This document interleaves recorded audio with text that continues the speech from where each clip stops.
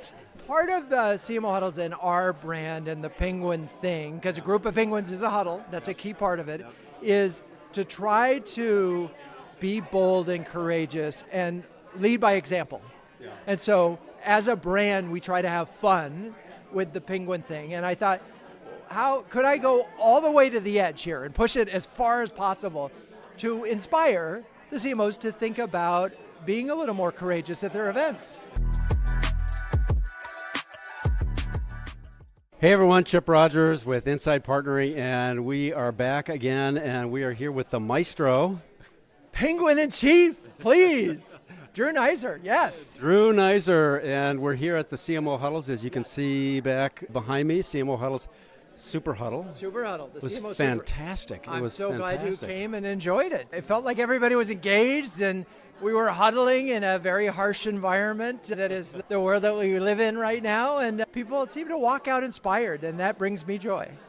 Absolutely, absolutely. I think you bring so many people together, and these are all world-class CMOs that are all talking about the challenges and how do we get there. The energy in the room and having the people, I love the sessions where the tables got together and came up with ideas and everybody's writing out, oh, that was a great idea. Yeah, one of the unique things so to replicate this CMO Huddles experience, we have peer huddles, we bring us together virtually, we have table huddles here. And so everybody gets to experience what it's like to be in a group of 8 to 10 CMOs and solve a problem together and learn from each other. And it's a skill that we've trained the community on, and it comes to life in the event, and it's really fun to watch. I get it, and I get to hear the reports out, it's just such a kick to watch it work. And your energy is infectious, too. So I think it's starting off with the opening where you were dressed in a full-length penguin outfit. The funny part of this was I had this idea that I was going to wear the penguin outfit, and I told my daughter who was here last year and my wife, and they both looked at me and then said, yeah, I think you could pull it off. But they were really skeptical. So I ordered 2 different penguin suits. I had them shipped to my house. I put one of them on, and that's when I realized you had to wear a hat underneath, otherwise you wouldn't be able to. And they both said, okay, you can do this. All right. Yeah. It worked.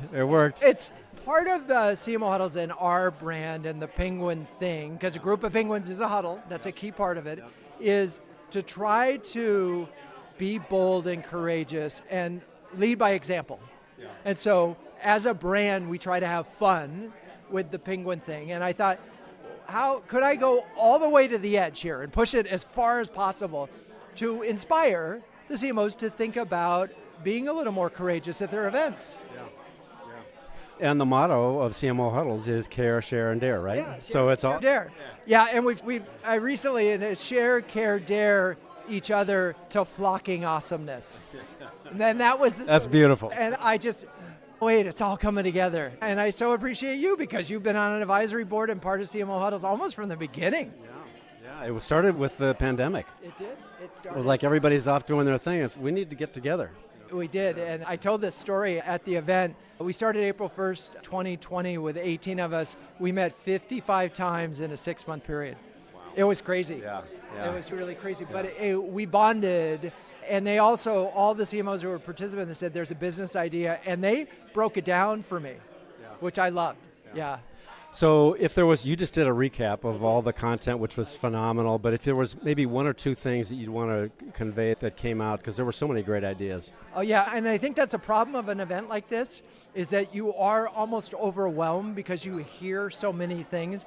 And one key takeaway is what would work for Lovable would not necessarily work for Snowflake, would not necessarily work for Gong. Yeah. So I hope that the CMOs who were here walked away with, there are some commonalities. One is differentiation. Yep. One is differentiation through culture. It can't just be a surface thing. And that came through in Gong, in Lovable, and in Snowflake, is that it was a cultural difference, not just a product difference. And so I thought that was pretty profound. And not just a marketing, it's not something you can just market, right? It's got to be... No, and it's got to be authentic. It does, and it was you heard it in those 3 big stories, and then you heard it in all the other conversations. The other thing that struck me, probably more than I had thought about in a while, is alignment. Yeah. And so as a leader, you're looking at, I've got a boss, generally, maybe CEO, board, and PE firm.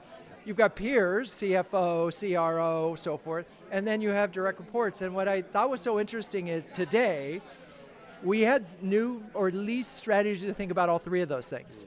But the peer alignment thing was probably the most profound. Yeah. And that really came through with Chris Degnan and Denise Pearson. And Denise, yeah. I mean, their story is incredible. 9 years from $3 million to $1 billion. Yeah. And so these phenomenal twosome, because they worked together for 9 years. First of all, there wasn't another person in the room who had partnered with their CRO for 9 years who had survived 4 CEOs. and the reason they did it is they built an effective, repeatable, scalable revenue engine. Yeah. And I love Denise's philosophy to some extent, which is, and by the way, Kelly Hopping says the same thing at Demandbase, is our goal is to make, Kelly says our goal is to make sales love us. Denise said we're here to serve sales. But she qualified and said we're here to serve sales because this is a sales-driven organization. Yeah.